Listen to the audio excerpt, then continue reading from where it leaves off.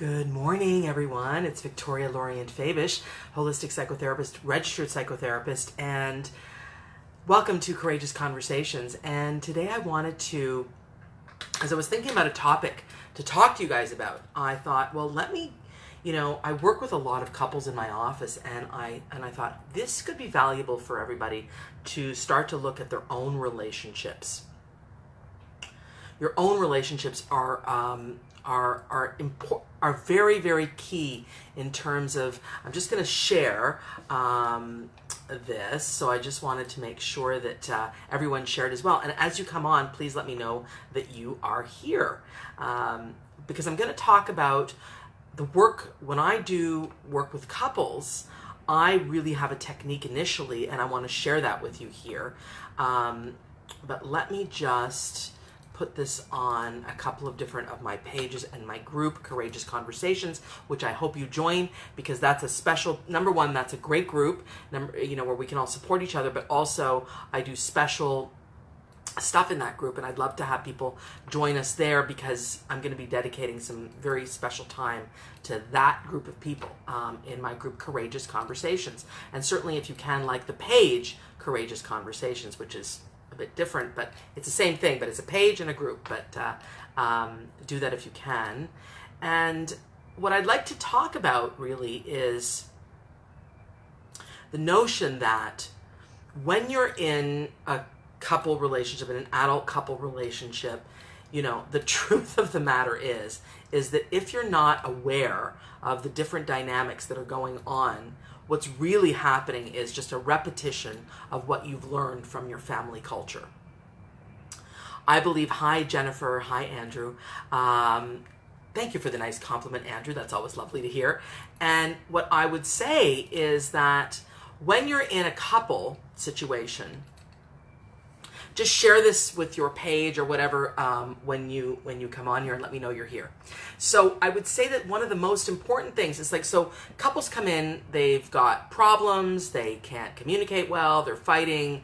Hopefully they're not on the brink of breakup, because honestly, I have to tell you that if you're on the brink of breakup and you disdain each other, not a lot of therapists can do. What the best time to come in is when you still care about each other, you still love each other, but you are caught in a rut, in a patterning of ways of communicating and ways of dealing with one another that you just can't seem to break. And so this is really crucial, because I want to share with you some key things that I, right off the bat, first session out with a couple that are paying, big money to see me, or good money to see me. And I want to reveal this to you, because I think that this is going to help multi-generations. I mean, what gets me up in the morning is really, the work that I do, healing multi-generational dysfunction and patterns of behavior that harm the children, each other, spiritual damage, all this stuff. So I get to know the couple a little bit initially. What does one person think? What does the other person think? And then I go right into this, which is what I want people to do for themselves, which is really take an inventory of what you observed, what was the family. I always say, give me a paragraph or two as to how your parents, your parents' relationship was like. And then one person will give me, okay, well, my mother was this and my father was this, and this is how they did this. And I asked, did they fight? What did they do? And, then I start to, once I understand and I write down what the dynamic was of each family of origin dynamic,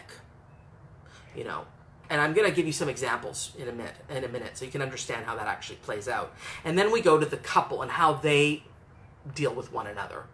And 9 times out of 10, in fact, 10 times out of 10, but 9 times out of 10, let's just be realistic, there is a repetition of some kind going on, or there is whatever insufficiency was found in the family of origin, what the person didn't get from their father, from their mother, what they observed, what they felt, that's usually played out in the dynamic of the couple. So as an example, let me give you some case studies. Let's say the woman, and I'm going to talk straight relationships, but I don't really straight, gay. It's just human beings interrelating when it comes to the couples therapy. It's communication and your parents. So it's going to be, you know, woman, woman, man, man, man, woman. It doesn't matter really. You know, it really doesn't matter. But because we're all dealing with human interpersonal dynamics. You know, there's slight differences in the gay versus the straight relationships. I'm not discounting that. But when it comes to interpersonal communication and relationships, I got to tell you, we're working with the parent stuff. And that doesn't matter if you're gay or straight. So it's an equal opportunity ruiner of relationships is what I'm trying to say if you don't figure it out, you know. So an example would be, you know, let's say one person in the couple, the woman, let's just say as an example, and it could be the man too, observed that, and not observed, but experienced their father, let's just say, being really, really helpful, yet every time they're helpful, there's a lot of control involved. So, you know, the father is really great. They give money, they give assistance, they give solutions, they give all kinds of great stuff.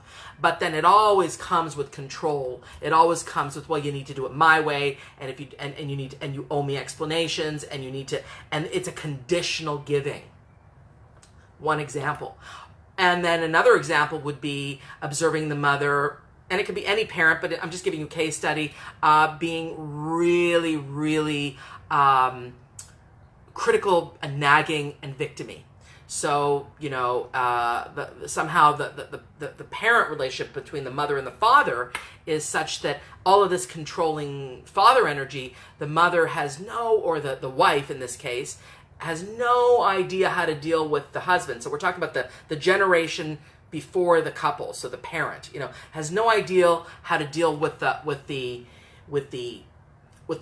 father essentially, and with their husband, and they start to find ways to manipulate, find ways to get what they want, but in a manipulative way, through criticism, through passive aggressiveness, through playing the victim, through stonewalling, you know, not speaking for days on end, this kind of thing. And this is what, let's say, one half of the couple that walks into my office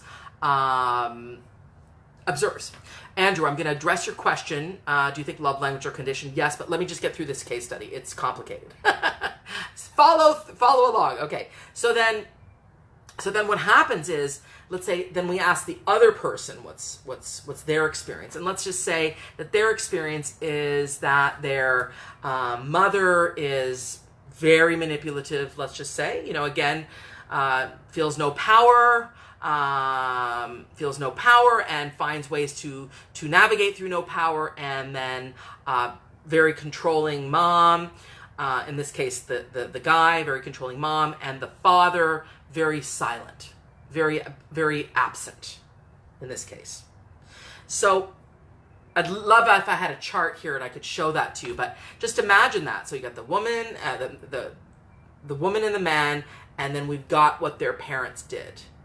And then I look at their dynamic, and their dynamic is very much in my office. He's half moved out. He's kind of checked out. He's like Mr. Silent. Mr. doesn't communicate. Mr. doesn't give emotionally. Mr. finds a solution to every problem, black and white thinking. And she's like, I want some connection. I want my husband. I want my partner. You know, I don't want to have to apologize to ask for what I need. I want to please have a partner now, not just another person I need to take care of, a third child or whatever it may be. And also afraid to ask for what I want, afraid to ask my partner for what I want, because, you know, he's just saying, well, why doesn't she just ask? And she's like, well, every time I ask, you've got a big wall up. So what do you want me to do here? You know, so then the two of them just go off into their own sort of worlds, and they're too either ingrained in their ego, or they're afraid to approach and say, come on back, so that they're what I call their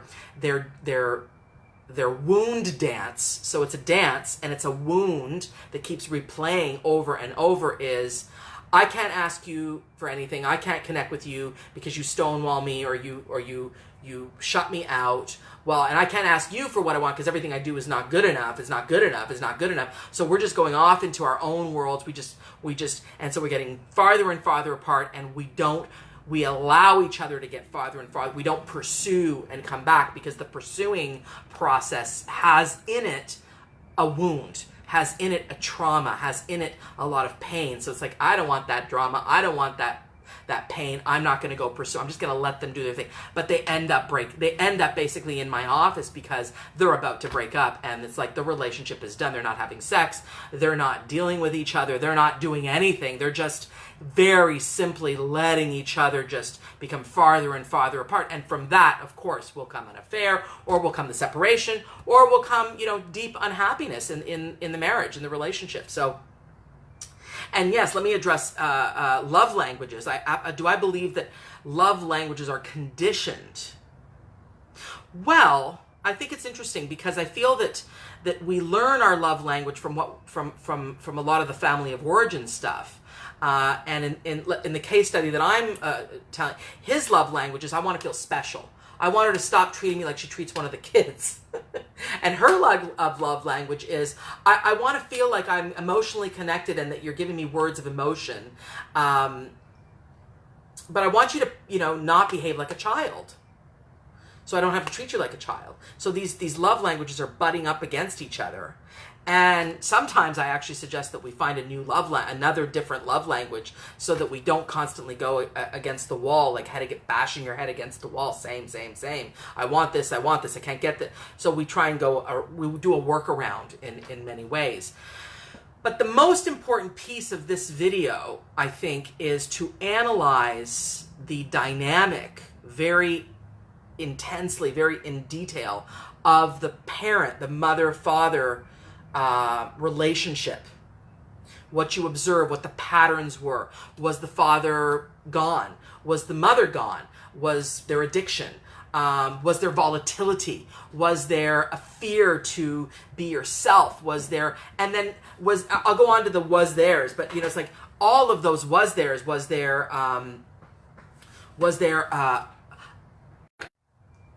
I'm hopefully reconnected. Yes, I am. The internet sometimes is funny.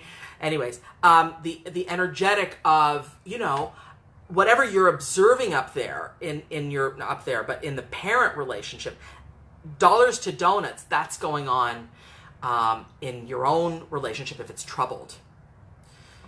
And, are you getting what you need? Are you getting what you want? Are you able to communicate with your partner freely, or is there some sort of a vestige from what you observed your mother and father doing? Because the funny thing happens when I'm in a 27-year marriage, so I really understand the dynamic of long-term marriage.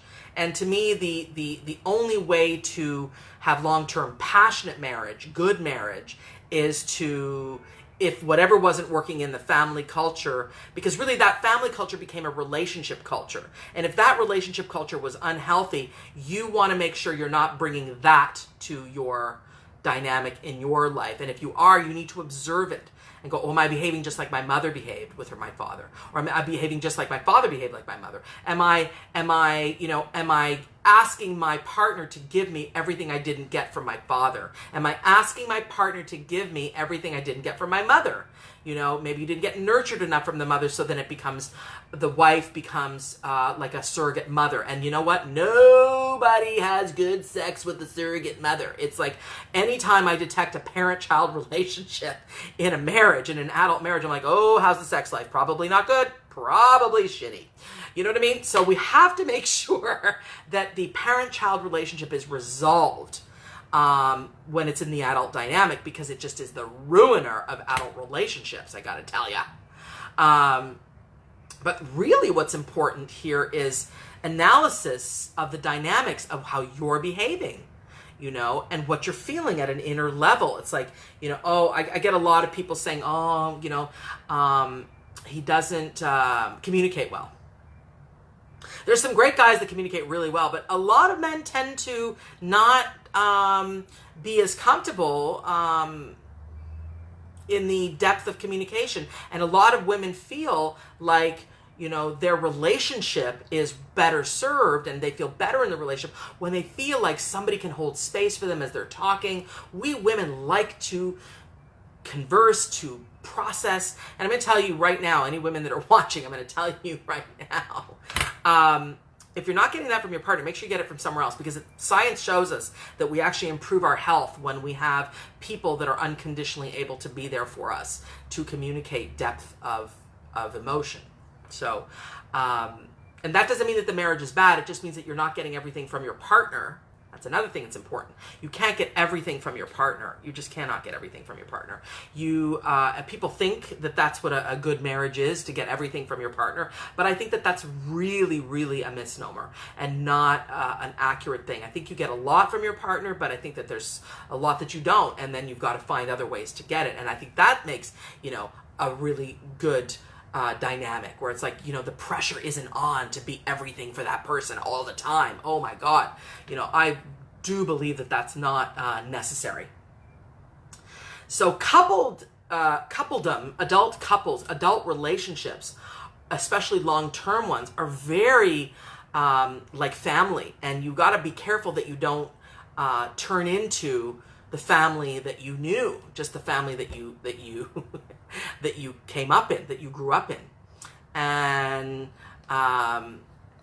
Andrew says, this doesn't seem to be taught to us poor fellas enough. Well, you're not poor fellas, you're not victims, but I tell every man that's in my office, it's like, yes, you weren't taught this because they weren't taught this, but that doesn't mean you can't learn it, and you can't go about the business of learning. And by the way, Andrew, I know that you're learning amazing stuff, and that you're an awesome individual, and whichever woman is going to be in a relationship with you is going to be very, very well served, because you're a very kind of deep thinker type guy. But I don't feel sorry for men. I think that any man that's out there, I don't feel sorry for anybody. It's like, listen, we are all 100% responsible for our own, where we are, no matter what it is, I believe. And so it's not that we're to blame. I'm not saying that we're to blame. Blame and responsibility live on opposite sides of a spectrum, but we are responsible. And so I hammer into men in the office. That's like, a guy who says, well, I'm just not made that way. Well, you know what? Guess what? I don't buy that. If you're in this office, number one, there's a reason you're in this office with me. And number two, everyone is teachable if they choose to be.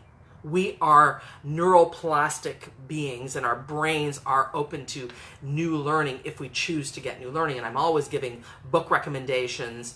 My book, Connecting, the blue book, Connecting, is really a real manual as to how to have a good long-term passionate relationship. And I talk about how to fight fairly, and I talk about decoding, and it's all about decoding what you observed in your mother-father relationship. And that is massive,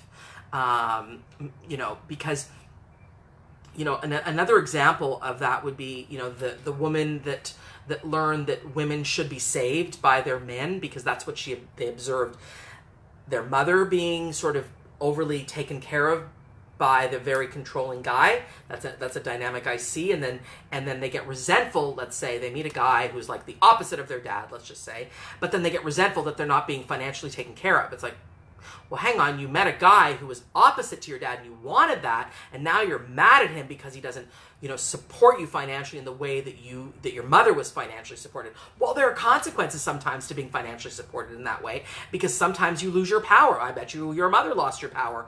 And she's like, yeah, I chose a guy that was exactly opposite to my dad because I didn't want to be controlled and I wanted to be independent, but now I'm really pissed off that he's not supporting me financially in the way that I think I should be, because my other friend is supported financially, blah, blah, blah.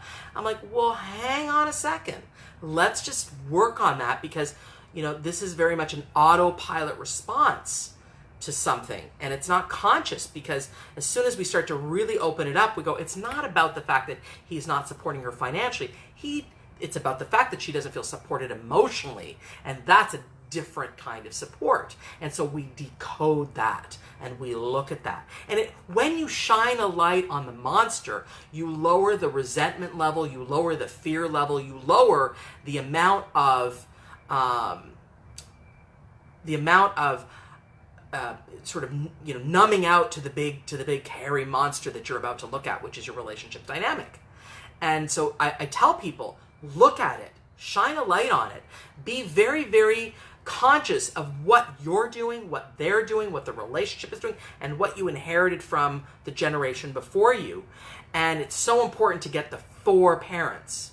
the four mother, like the mother, father, and maybe if there's step parents, or we look at all of those dynamics, and we really just like, I put them out on I draw them out, or we talk them out, or I really like literally put a chart out of what the patterns were out there. And I tell people to go on a heat-seeking missile or on a fishing expedition for more patterns that they're recognizing. Because if you don't, if you don't know what it is that you're actually doing, if you're unconscious, you're just going to do it over and over and over and over and over and over again. And you've got to be conscious. Like another case study would be, one of the part of the couple came from a family that they just never, they didn't touch, they didn't cuddle, they just weren't into that. And so initially the relationship was very cuddly and very touchy, but then as they became resentful of one another and had no methodology to operate through that resentment, they became less touchy, less cuddly, and they almost just like, they kind of got used to not touching and not being touching kind of people. And that can be very, very damaging to just about everything, because when we're touching each other, when we're cuddling, our limbic system, which is our fight, flight, freeze system, tends to calm down. We can calm a lot of that anxiousness, that fight, flight, freeze, what are they thinking, what are they not thinking, kind of that emergency brain, the amygdala emergency brain. We can calm that down a lot with good amounts of non-sexual touch. And of course, I want people to have sexual touch, but initially the journey to calming down the suspicious mind and the anxious brain is touching and cuddling and being, gentle with one another, and kind words and small touches. These are the methods to break past I kind of like, I don't want anything to do with you kind of thing. And let me be clear, please get into a therapist office before you kind of have disgust for your partner or disdain for your partner. And John Gottman, who is the father of couples therapy, really said over and over, one of the massive horsemen of destruction of a relationship, there are 4, you can read in my book, but one of the big ones is, resentment and disdain and stonewalling. I gave you 3, so, and mocking, and these kinds of things. So that's what I want you to do, people. I want you to get in there in your journal and get really clear about what the dynamic was with your parents. Not just the dynamic, but name out the patterns, the pattern of control, the pattern of criticism, the pattern of stonewalling, the pattern of manipulation, the pattern of victimhood. Write them down, and then look at yourself and see if you're doing that in your relationship, or looking at what I didn't get from my father, what I didn't get from my mother, and am I asking that from my partner currently? I didn't get this, I didn't get this, I didn't get love, I didn't get acceptance, I didn't get, and then am I demanding that from my partner currently? So I could say so much more about this, but I want people to do this, because it's easier obviously in a therapy, in a therapy session with a person who really knows what the hell they're doing. And not every therapist, by the way, is a couples therapist. Let's be really clear about that, okay? People have to study to understand, to really work. And I have done a tremendous amount of study with couples therapy, with studying various people, Gottman and Esther Perel and Harriet Lerner, and just a lot of people that I've done a lot of, and I've done conferences on couples therapy. So you got to make sure that the therapist that you're working with is versed in this type of thing and understands patterns and all of this stuff. Not just being a referee for a fight, because I've done that and it's like, oh Lord, I just get really like, get over there. And also another huge thing that I do in the office is, what did you hear her saying? What did you hear him saying? Or him, her, doesn't matter. What did you hear them saying? And they always get it wrong initially, because we're not good listeners. And it's important to slow it down, because usually when we're listening, we're not listening, we're listening with our own, what am I going to say next? What am I going to defend next? So drop that for a while and just listen. Listen to what's being said, because the number one thing that creates connection with people is feeling heard. Not just feeling heard, feeling listened to. really listening to the content of what is being said and then bringing it back to them and saying, here's what I heard you say. Some people call that active listening. Some people call it mirroring. I call it initiate and reflect. Different people call it initiate and reflect. But it's a wonderful technique to really, really make sure you stop what you're thinking and listen to what's being said. And by the way, I mean, it's not easy. I find that hard, but it's really important. And really, it's like, what are they actually saying here? As opposed to impulsive reactivity, right? All right. So I'm going to wrap this one up. Please join my group, Courageous Conversations, because courageous conversations, I believe, are what need to be constantly had with yourself and others. And they're not easy. That's why they're courageous. And I will at some point do a video on how to have a courageous conversation and some of the rules of engagement of that. But here we are for now. And also, like my page, Courageous Conversations, and you can find me on visualizationworks.com. Visualizationworks.com, because guess what? Visualization works. And you get my books there, and you can also read my articles, lots of free videos, lots and lots of all of these videos are there that I've done. So and share this video and share the Courageous Conversations, because I feel like everyone should get in on a courageous conversation. This is where the meat of life is, where the transformation can occur, and where you can really step into your true greatness and have amazing relationships. And what gets me up in the morning is, stopping multi-generational dysfunction, and this work does that. Okay? Mwah. Love you. Be kind to yourself and another, and also have a courageous conversation with yourself. And join my group, Courageous Conversations. Have a blast. And I will be coming back to you with more Courageous Conversations episodes. Blessings.